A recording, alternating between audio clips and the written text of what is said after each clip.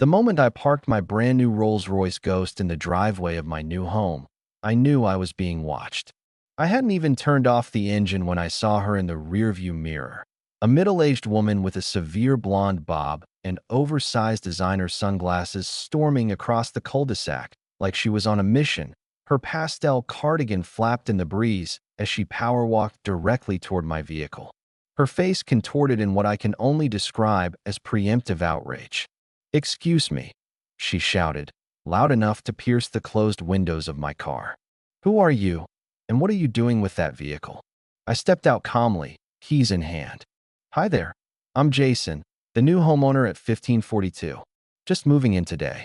She looked me up and down with undisguised skepticism, her eyes lingering on my casual attire, jeans, and a simple button-up shirt.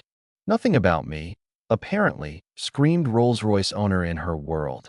"That's impossible," she declared, folding her arms. "The Millers sold to a young professional.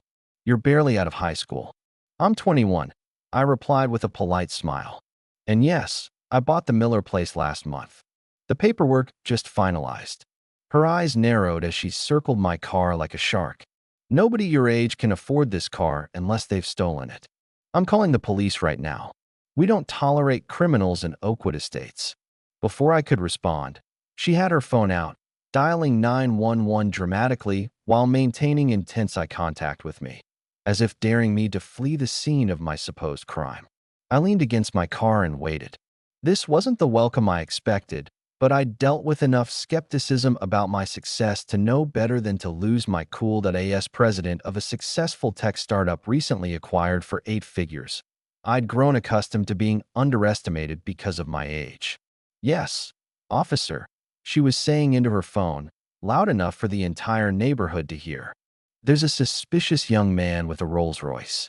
I believe we have a grand theft auto situation at 1542 Oakwood Drive.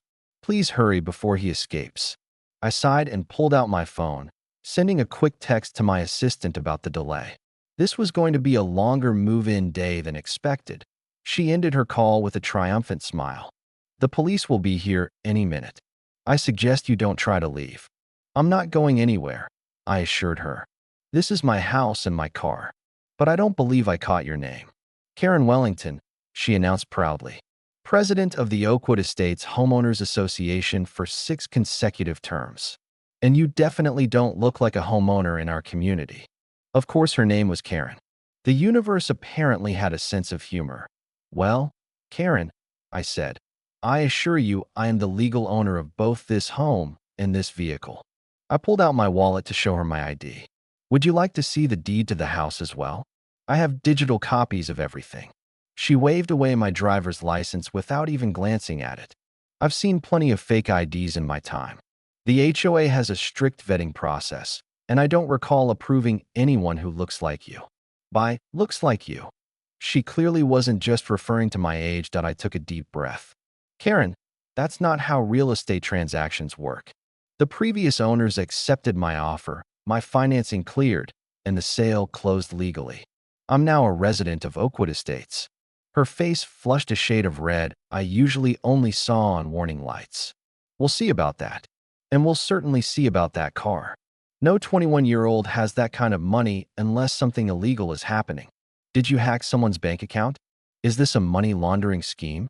She began circling my vehicle again, taking photos from every angle, including the license plate.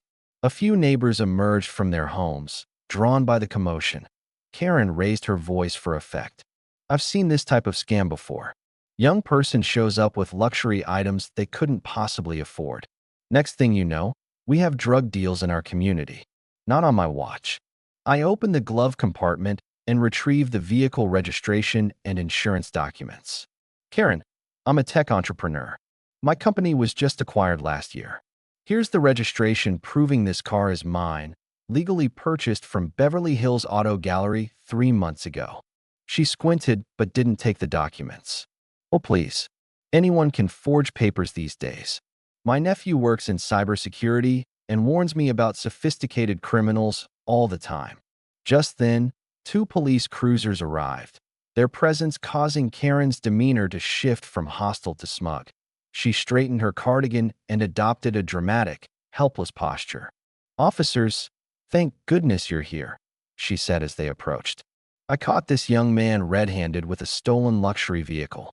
He's trying to claim he lives here, but I'm the HOA president, and I know all legitimate residents." One officer, older with a salt and pepper mustache, addressed me. "Sir, we received a call about a possible stolen vehicle.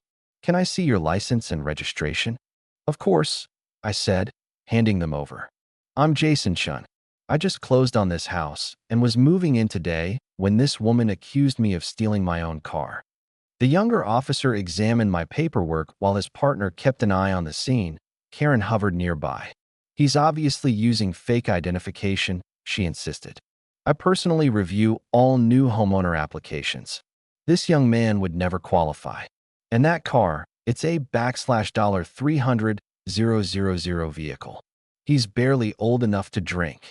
"Ma'am, please step back," the older officer said. "Let us do our job." The younger one spoke quietly to his partner. "Everything checks out. Vehicle is registered to him. No flags. House deed transfer recorded last month." Karen overheard. "That's impossible. He must have hacked the system. People like him don't drive cars like that." "People like him?" the officer asked. Karen faltered. "Young people, obviously." Just then, a neighbor crossed the street, phone in hand. "Officers, my doorbell camera caught the whole interaction. I can email the footage. Mrs. Wellington used some rather unfortunate language before you arrived." "What language would that be?" the younger officer asked. The neighbor looked at me. She said, and I quote, "We don't need his kind bringing down our property values." Karen turned pale. "That's taken out of context." The older officer handed me back my license and registration. "You're free to continue moving in, sir. Apologies for the disruption." Then he turned to Karen. "Mrs. Wellington, may I speak with you privately?" They stepped aside, and I watched her grow more animated.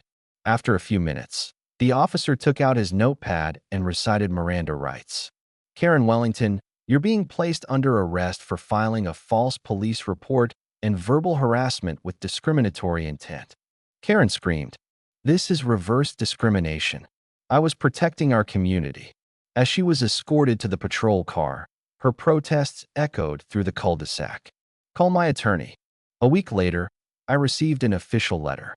Karen had been suspended and later removed from her HOA position by a unanimous 27-0 vote. She was fined $5,000 and ordered to complete community service. According to neighbors, her real estate firm put her on leave after multiple clients requested not to work with her. When I saw her in the grocery store, she avoided eye contact and left her cart behind. That Karen's reign had ended with the simplest of consequences: the truth. And watching her slink away in disgrace told me she still couldn't believe that the world had finally stopped listening to her noise.